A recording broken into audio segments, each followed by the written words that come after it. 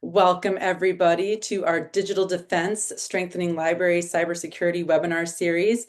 Today's session is on securing library systems. So we are going to dive into all aspects of securing your library systems. And we have two extremely special guests here today. We have David Dagada and Scott Lipkowitz. David is the librarian supervisor at the Louisville Public Library, and Scott is the assistant director and the digital services and technology librarian at the Onondaga Free Library. I think I got that pronunciation right. Yes, okay. So we are just going to dive right into it. But first, I just want to read one comment. Oh, Renee, you said you're glad that Bywater is handling your support and that the cybersecurity world is scary. We get it. Well, we're here to make it a little less scary for you. And with that, we're just going to dive right in. So, Scott and David, take it away. Great. I'm just gonna share my screen here and I'll get our slideshow up and running. And I'm just gonna get all these things out of my way there. Okay, so thank you, Elise, for that great introduction, and thank you everybody for joining us wherever you are all across the country. So as Elise said, we're going to talk about securing library systems. Um, as you know, if you're coming, David and I are both from the public library world, and as you probably know, public library is kind of like the Wild West as far as cybersecurity. Unlike a lot of other businesses, we invite people to come in from the outside. We invite them to use our networks. We invite them to use our public PCs. And that's all fantastic because we support access to the digital infrastructure that people need on a day-to-day basis to be able to, improve their lives, participate in the economy, et cetera, et cetera. But that also adds an extra layer of vulnerability on top of what we would normally see just from a normal enterprise with staff and phishing and things like that. So today we're going to discuss ways that you could safeguard your library systems, a couple of the common threats, more common threats that you might see. And we're going to talk about it across three various key areas: people, devices, and systems. And so just to start off, though, a couple of ideas of what are common vulnerabilities, right? Because the vulnerabilities are all around us. This is just a small smattering of what you could potentially face. Um, and for a lot of you too, you might be like me, like I am the only IT person. My branch is independent. It's just me trying to cover everything and put out all fires everywhere. Some of you might be part of like a city or municipality and you have a larger IT behind, system behind you, support staff, but a lot of people just one. And so a lot of the things that we see, these are things that I have seen in my library that David has seen too out in the wild. The number one obviously is spoofed emails, right? And spoofed texts, phishing and social engineering, trying to get information from your staff to either get them to compromise the system or give someone the credentials necessary for an outsider, malicious agent to compromise the system. Other things too, again, since we let everybody into the library, are rogue agents. So I've had people attempt to plug in their wireless router into one of my network drops.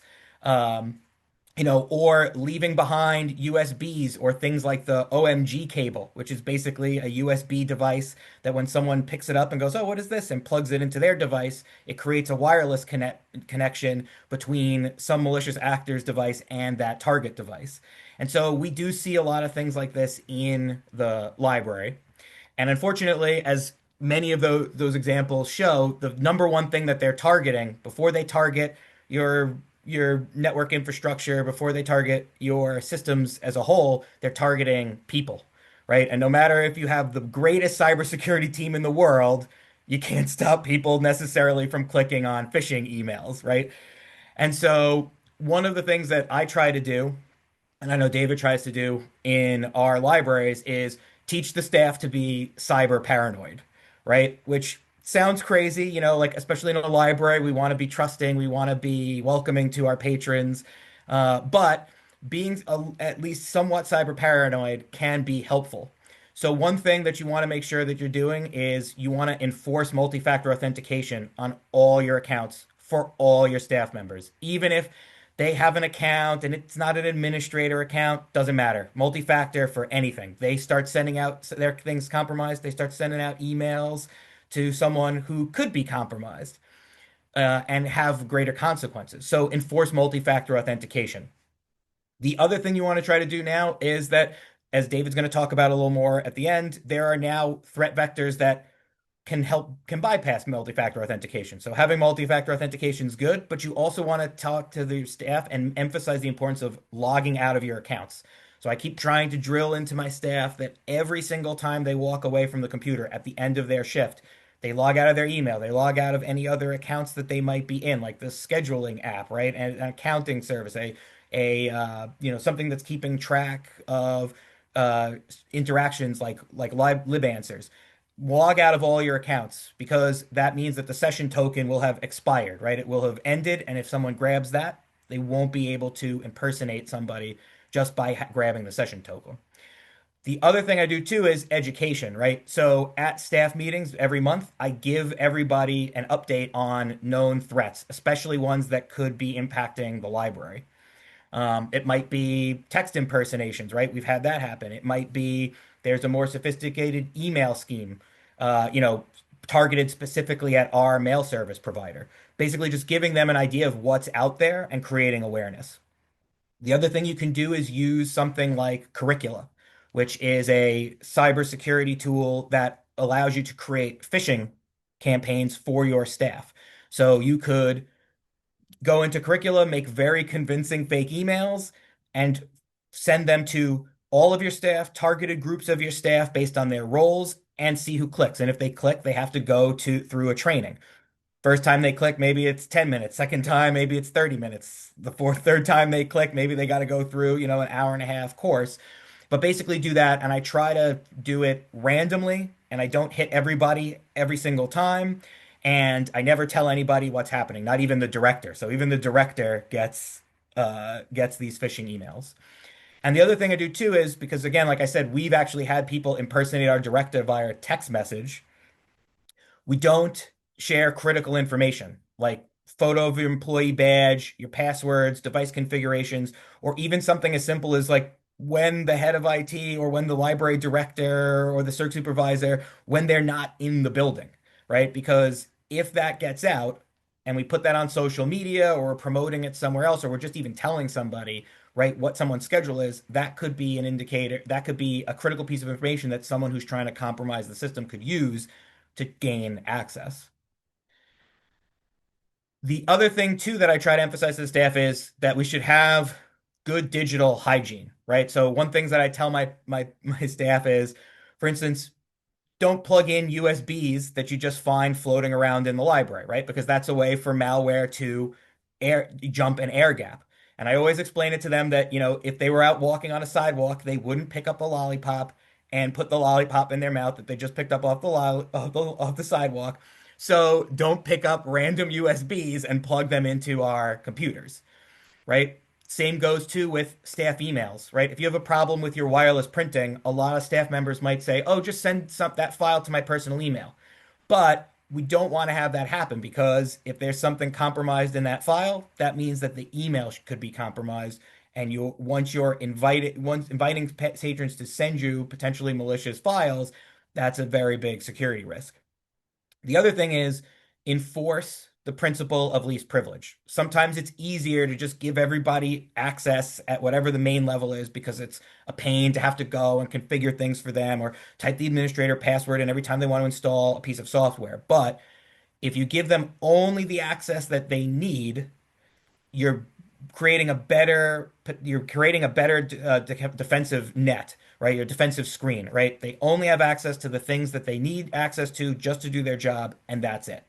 And by doing all of this, you can create good situational awareness among staff and make sure that they're the first line of defense in protecting the library systems. It'd be great if you could do this with the patrons, but unfortunately we can't. So we have to use our staff as that first kind of wall against potential compromises.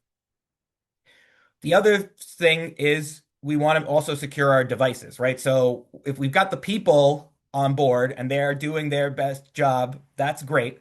But that isn't necessarily all that we have to do, right? Because there are rogue agents. Someone could come in and plug in their own Wi-Fi router, right? They could be doing ARP poisoning. They could be, making DHCP poisoning. There's other sorts of things that they could be doing, and this is where we want to secure our devices, right? Because our devices, they're just the machines, and we need the machines to also be secure. So one thing that you can do, right, in the actual endpoints and your physical network, one is, again, minding the gap. And this is something that I've been to a lot of public libraries that they don't frequently do, and it's very simple. It's low barrier, which is just physically disconnect unused Ethernet drops from the patch panel, right? So between your switch and your patch panel, there's no cable. So someone, if they go over and they plug into an easily accessible Ethernet drop, and a lot of drops in public libraries are very accessible to the public, right? They just plug it in, nothing happens because it's not physically connected to the network on the patch panel end. Again, least principle of least privilege for the staff, but also applies to the administrators, right? The administrators themselves should uh, not be using administrator credentials all the time, only when necessary and only at the level that they actually need.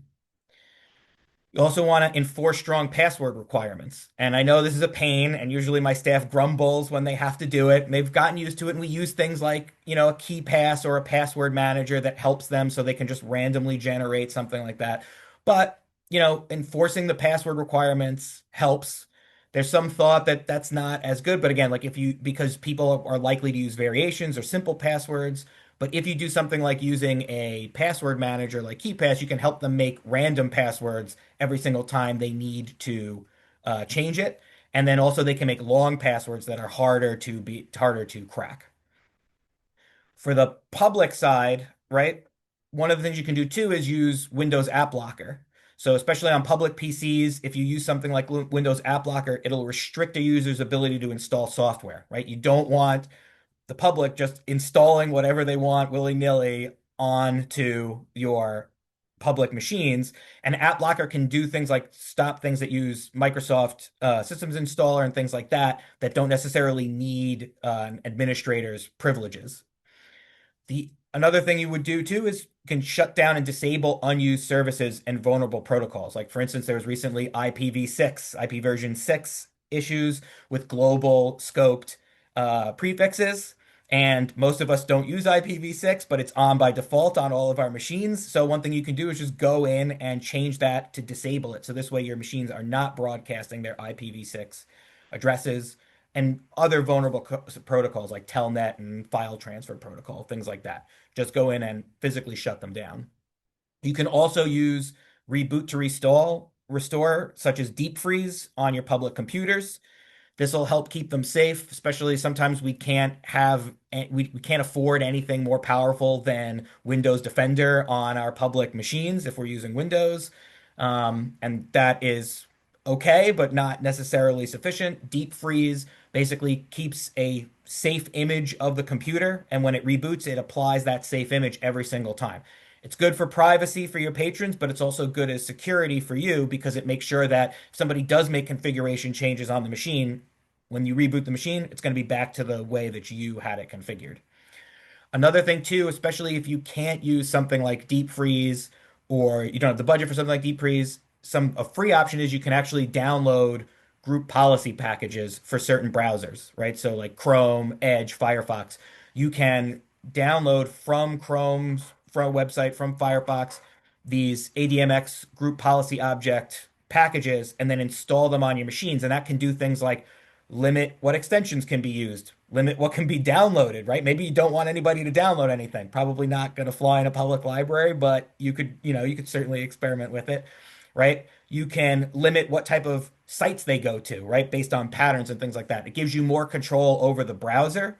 And so that way you can be sure that if the public and even if your staff are just browsing around for free, they're not going to do something that could potentially compromise your systems.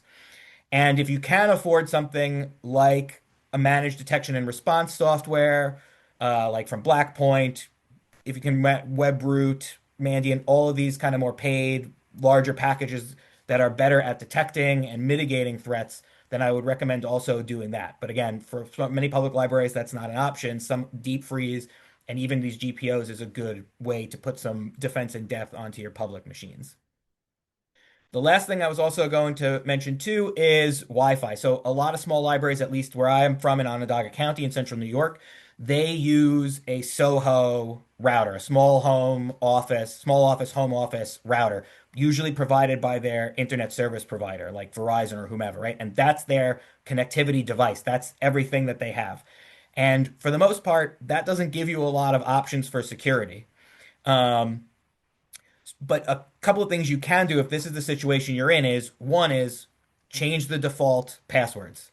Most of these come with a default username, which is admin, and most of them come with a default password. And they're usually better now. Usually they're a little more complicated.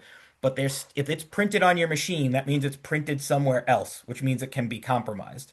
So you want to always make sure that you know how to get into your router's administrator portal and change the default administrator username and the password. You also want to change the default SSIDs, right? Most of them will say like Verizon and then some number, right? And Verizon guest and some number. Advertising what type of router you have to the public is a security risk because it means someone can figure out, well, what's the configurations? How can I get into this? So you'd want to change the default ID for your network and the default ID for your guest. And I also wouldn't use the word guest in the guest network name because that signals that's the guest network. That's not the one I want to target. And the reason for that is because the guest network is isolated from the main network on these Soho routers, on this router you get from your ISP. So the guest network is great for your patrons. They'll be siloed, they won't be able to connect to anything else. They'll be in their own separate network, and staff should use the primary network. But again, that's why you don't want to leave the guest network name as guest network because that says to someone who's snooping on around on your network that that's not the network they want to target. They want to go to the primary one because this one says guest. If you can, some Wi-Fi routers will allow you to do something called client isolation, which basically means every Wi-Fi device that connects to your router is siloed in its own little tiny unique network. And this is good because it means they can't talk to each other. And especially something like a public network where you're just inviting anybody in, isolating them is a good idea. And if you can, there are some things, if you are a small library, and that is this what I've described is how you're currently functioning. One thing you can do is upgrade to a prosumer router, something like the Ubiquiti Dream Machine, which gives you some more capabilities for segmenting your network traffic, creating different networks, isolating them, putting in more firewall safeguards and things like that. And it's at a much, much lower price point than something that's like an enterprise, like what I have and like what David has at his library. And I'm going to pass it over to David. All right. So we're going to go into the more glamorous side of it, if that's what you want to call it. The stuff you see on TV where they're just sitting at screens and data lines are just going by at 1,000 miles per minute. It's really not like that per se. I mean, unless you're doing, app update on your Linux machine, it looks like that. So we are going to continue on. Um, Sweet. So one thing we're going to hit a lot is CVE, which is common vulnerability exposure. I call it exploits. I changed the E at the end. It's not really appropriate, but I just do it mentally, in my head anyway. So that's actually it's a scoring pattern as part of the CVSS, so Common Vulnerability Scoring System, and this just lets people know in cybersecurity that how critical it is. It's on a scale of 0 to 10. So you can obviously see when you get higher up, it gets worse. So you want to make sure you stay on top of this. And these are fed through things like NIST, CSAKV. You can check through virus total, that kind of stuff. On the screenshot, I have Attacker KB from Rapid7. They're great. It's like a community. You can go in there and see people posting to it, what's happening, how they're, circumventing it, all that kind of stuff. So which is pretty nice. And everything has a meaning. So it's pretty, there's attack vectors, complexity, privileges, escalation, user interaction. All those little things that you see under the vectors there let you know like what it can happen and how it's being affected to the system. And it's actually pretty funny. After me and Scott did computers and libraries, there was a huge thing with the MITRE who actually creates the CV records was losing funding, and it kind of sent a panic through the community of like, who's going to do this? Who's going to pay for this? How's it going to keep going? Because everyone needs it. So CISA actually came through and gave them funding for another year. So, and that actually got the conversation started. Like, can this move away from, a government entity? So the CV Foundation is actually going to start kind of trying to take charge and keep it going after that year's over. So it's just interesting to see like this is very relevant inside the cybersecurity community that I'm using this. So we'll continue on. So how I have it set up is just I'm going to list a couple CVs and kind of solutions. There's links on there as well that go to the NIST database, so you can actually look at it and see like what if there's a patch or that kind of stuff. This one is going for proprietary software, so we can see Microsoft System Center Configuration Manager. It basically allows you to see all of the applications running your system and all those kind of things. This is showing that an attacker can use SQL injections to do a buffer overflow. Basically, it's just another type of brute force attack on the system. So for this one, it's kind of easy, right? It's like you're kind of dipping your toe in the water. You basically need to go to Microsoft, download some patches, download some hot fixes, and put it on your system. So that one's not too bad, but it just goes to show you like you have to keep up on these things because attackers can get in the system and then stay in there without you knowing, if you're not really patrolling it or you know looking at your logs really well. And I know, I'm picking on like a pay-for-play company, so you're like, oh, it's probably unfair. But I do want to point out that other systems like open source software uh, actually has issues as well, right? There are some uh, attack methods for there. So I have one. I have like GitHub's huge. It's great. It's mostly secure. It's really good. But there are some issues where links get poisoned, like in Google searches, things like that, where it actually goes not to the correct site, something like a clone, and you're actually able to download malware from that. So one of the examples was like Homebrew site was cloned, the URL, no one really caught on to it. Um, and it was actually downloading uh, nefarious kind of information to from your computer to your computer as well. And then LinksP was huge. It's a Linux X privilege X escalation software, and it actually had a C2 in it where the other site could actually see what you were doing. And it kind of made people a little wary to check the code to see like what you're getting into when you're downloading this. Because all this stuff's free and it's open and that's great and the community is awesome. But you do have to check the code, like make sure what you're downloading from other repositories is legit. Because you don't want, your info to get stolen or anything like that without you actually knowing.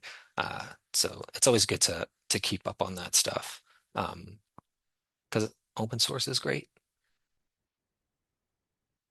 This one goes back to Scott kind of mentioned earlier, spoofing email, spoofing texts, those kinds of things were and those are easily stoppable. It's getting a little tougher now, though. Like before, you could just, implement that SPF, which is a sender policy framework. Basically, the DNS authorizes it and verifies the email that's being sent from the server, that it's official. That those things can be spoofed now. So you kind of have to move on and make sure you're actually implementing a couple more frameworks. So you have DKIM and DMARC. I know lots of adjectives, guys, lots of them. It's like you're in a library, right? So those other ones will actually quarantine messages if they're not legit, which is nice. So it handles a lot of the unauthorized emails before they even get to your people that are looking at them. So that's pretty cool. And there's a lot of different ways that you can do that, and that's more domain level style stuff, which is good because it overprotects a lot of the system. So it's pretty good. And yeah, so one other thing too is you always want to protect your credentials. So if you have a vendor or yourself or you're part of a team, a SOC analyst team that is overseeing, our credentials in the dark web, a lot of things I would say is like use delete me or dehashed. Those are paid services. They will help you actually kind of comb through databases and see, is your company email out there being leaked? Is a username from your company being revealed. It kind of shows you all that, what their passwords are, all that kind of stuff. So you can kind of at least keep a heads up on your users within your company and seeing what they're doing. If they have that really plain password, then you'll know for sure. It'll show up in that database. So this one's more on the vendor side of the networking of the system. So Palo Alto firewall, it's literally on fire. Like, there's a lot of different like I did Let's Defend, which helps you understand and it's like Try Hack Me. They're kind of like boxes and stuff like that where you can get like real cybersecurity kind of hands-on stuff. And these guys were on there all the time, just showing like the stuff that was happening to their firewall. This one was just an exploitation that enables attacker on the network to access the management web portal if it's available. Um, so if your management portal was viewable on the web. So if you can get to it from anywhere, basically, if you wanted to, they could kind of pretty much jack that as a nobody user and kind of take that over. So you want to make sure you're hiding a lot of your management interfaces from external IP addresses, restricting it to jump boxes. That way people can't get into that interface. But if you're using a next gen uh, firewall on the platform, then you're fine with Palo Alto. So at least they have that kind of running for them, which is good. But one thing that was really interesting was with this CVE,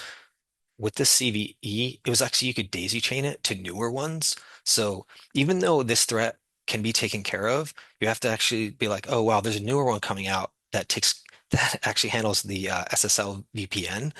So they could actually crack that and then jump into this because now they can get further into the network and get past those kind of management portals, which is kind of interesting. So just because you patch one doesn't mean that's actually making it safer for what you're doing. So it's kind of scary, right? You're always like looking over your shoulder at some point. The next one is I like this image because it's from Huntress. And by the way, like if you see them on the web, I follow them and they're killing it. Like they're showing you like how, attackers are getting into systems through VPN leaks, through, RDP access. You kind of see that on there as well. So you can see where they're getting to. Um, so there are like a lot of public libraries, they don't allow public users to use personal VPNs. I'm kind of against that. I'm more the road of protect the company VPN, and I think that's a lot better. Allow, public people to use their VPNs on a public network. I don't want to sit there and use my traffic going through something that everyone's using. It's, again, like what Scott was saying, like, rogue APs can be on there, all types of stuff that if you're not really monitoring the system, can really take effect to the user. Um, and there's just a lot like, so these are some of the vulnerabilities that are happening now. I referenced this is a little older now, but Ghost GPT, which is basically hackers are they're using AI, like they are speeding up processes and shortening the steps. So a lot of things we use, like the cyber kill chain, MITRE attack method, those kind of things, they're being condensed heavily day to day. So you can see like where once it would take them a while to set up a payload, to do reconnaissance, all that kind of stuff. It's just they're just packaged up and ransomware is being sold as a service. So um, you really want to make sure your endpoints are protected. Um, One thing I did reference was even the people that are doing this, like the ransomware groups, they have internal chats, they have playbooks, they have stuff they are working through within their group to show how do we exploit and how do we get further projects done? How do we attack this other company?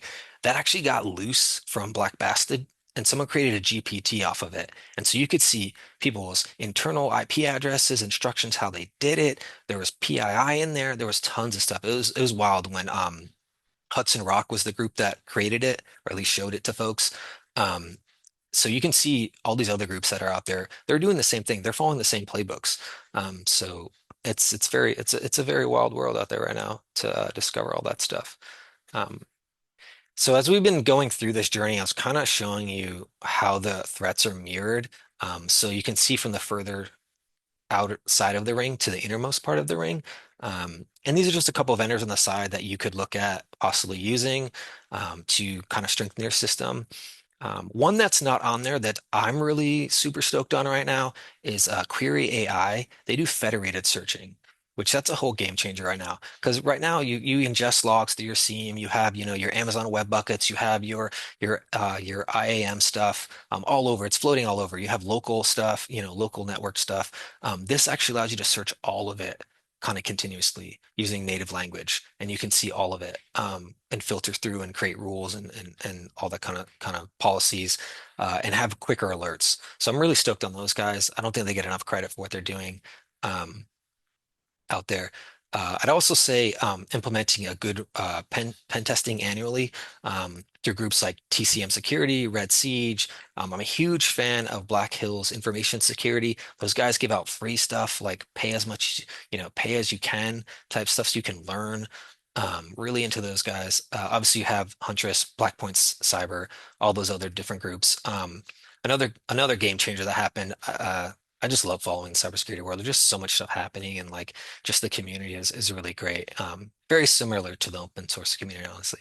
Um, Wiz was bought out by Google. So Mandiant also is under Google as well. So their threat level intelligence is about to go through the roof. I think they're going to come out with a lot of stuff in the future that, we're going to be seeing and jump on. I mean, they just released an AI SOC engine through Gemini, which you can have early access to it if you're a company that requested it. So you can even see now the blue side, red team versus blue side, that defenses are using AI to get ahead, to keep up with these other attackers that are using AI. So we're going to go on to some of the future threats now. A lot of this is we've gone over AI. This is more in the sense of like, voice cloning, video cloning now. That stuff's getting pretty sophisticated, setting up portals and web pages. Um, to steal credentials to Scott also talked about the MFA, the 2FA, that kind of stuff. That's starting to get really hijacked and bypassed kind of easily now. So the use is going more towards pass keys and like UB keys as well, those physical keys that you would have to have on you to enter your credentials. Those are becoming good. Data breaches are what commonplace at this point, right? There's one every other day, or you learn about it months later, obviously, because you don't have to report those right away unless it becomes pivotal to the patron or public data has been released, then you need to actually mention it and do that stuff. So you kind of want to be on dehashed or the breach directory, those kind of Ivan pwned, that kind of stuff will help you kind of at least see if your network or any of your information or data is leaking out as well. Botnets, that's becoming great. They are harnessing all those IoT devices that you buy, the Roomba and the vacuum cleaner and the fridge that'll tell you how cool it is to your phone, the temperature inside. All those things are getting used to definitely create more botnets and try to do DDoS attacks. And that's something that Brian mentioned, which Cloudflare is helping to stop, which is great. They're actually putting forward, good schemes to stop that from happening and overcrowding your network, so you don't see a lot of that lag and possible injury to the network, which is good. And Active Directory, that is, I think, one of the things that's becoming more and more targeted because especially at enterprise level, I mean, that's the way you get your credentials for your users to log into your system. That's how they're being authenticated. That's how they're getting access to things. So I definitely see that as something you want to keep up on and make sure you're defending very well. One other thing I want to say too is I didn't list it here, but it's in my notes. A lot of the CAPTCHA stuff that we've been trained on, click this button to say you're not a robot, click these images and stuff like that.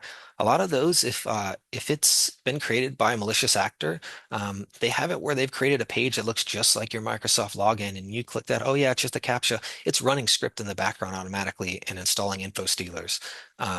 It's wild. So you're like, oh, is this really real? So you really have to pay attention to what you're clicking and the URLs you're at, and really do your investigation if you're using another machine that's not your local machine or your work machine that you're used to going to with those safe links. So it's definitely a pretty wild out there to do.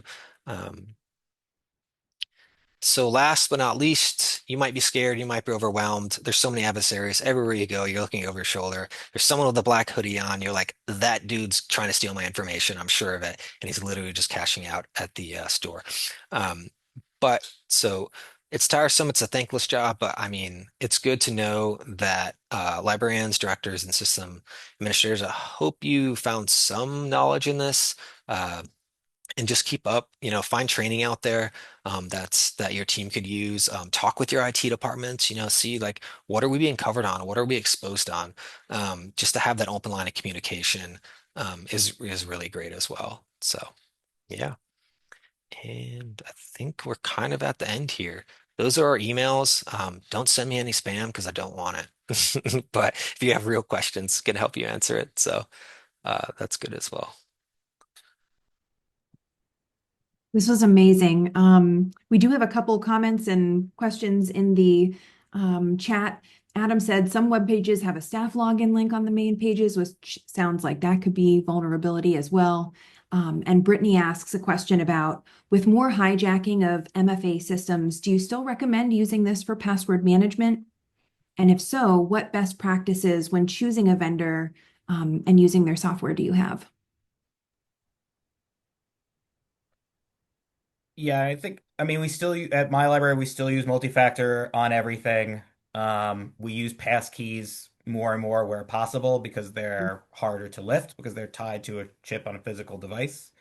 But we still use that um, because even LastPass was breached, and a lot of the cloud days that's very convenient having a cloud-based system. Actually, at my library, we use an open source. We use KeePass XC, which has browser integration. You can have a central server, even on the local network that is providing passwords for users if need be. But we use that, which is locally installed and locally hosted. So, I mean, that doesn't guarantee that it's not going to be breached, but we do that. And then for multi-factor authentication, again, like I try to not have my staff use text. I make them use a Google Authenticator or a different authenticator like Duo, in order to be able to authenticate, because at least, a phone number can be spoofed. David, if you have anything else you want to add. No, I definitely agree with all of that. Yeah, Duo, if you don't have that installed, that's another safeguard. That's another layer of defense there for you. Yeah, I definitely agree with a lot of what Scott was saying there. But then again, as well, right? Like policies have to be, if you're overhauling a whole enterprise system with, thousands of users, you kind of have to have a lot of talks before you go that route because, that's what people are used to is using that SMS texting to get that, passcode. The authenticator, love that too, because you can just store all of those multiple different platforms in there to do that. So yeah. Yeah. Well, this was just incredible. Like you both were so thorough with examples and what not to do. Scott, you had me like laughing out loud when you said you wouldn't pick up a lollipop and lick it, would you? I mean, just a good. It made for a good laugh. So, David, Scott, thank you for taking time out of your busy days to speak with us and share your knowledge. We really appreciate it. And we're glad that you could be a part of our digital defense webinar series. For those of you out there, we'll be continuing these over the summer. So keep an eye out. Elise will be sending out more messages with registration links. And as always, we appreciate you all so much. Thanks for being a part of this and have a great day. Again, David, Scott, thank you so much. Thanks for having us. Thanks. Thank you.